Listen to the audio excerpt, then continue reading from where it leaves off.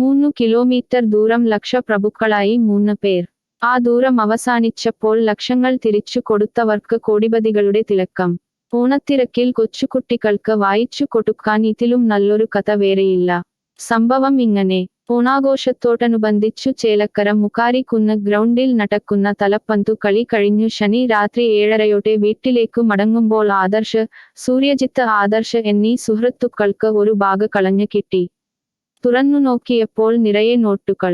സമയം രാത്രി 7:30 കൂടുതൽ ഒന്നും ചിന്തിക്കാത്ത കുട്ടികൾ പോലീസ് സ്റ്റേഷനിലേക്കു നടന്നു.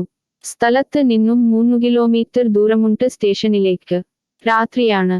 പുറത്ത് പറഞ്ഞാൽ അപകടമാകുമെന്ന് കരുതി സംഭവം ആരെയും അറിയിച്ചില്ല.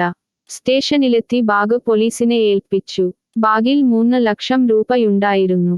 അന്വേഷണത്തിൽ നാട്ടുകാരൻ തന്നെയായ മൂലങ്കോട്ടിൽ ബാലകൃഷ്ണന്റേതായിരുന്നു ബാഗ്.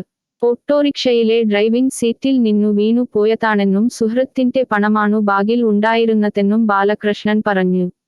പോലീസ് സാന്നിധ്യത്തിൽ വിദ്യാർത്ഥികൾ തന്നെ ബാഗ് ഉടമക്കു നൽകി. നന്മയുള്ള മനസ്സിനുടമകളായ 3 കൂട്ടുകാർ ഇപ്പോൾ സോഷ്യൽ മീഡിയയിൽ നിറയുകയാണ്.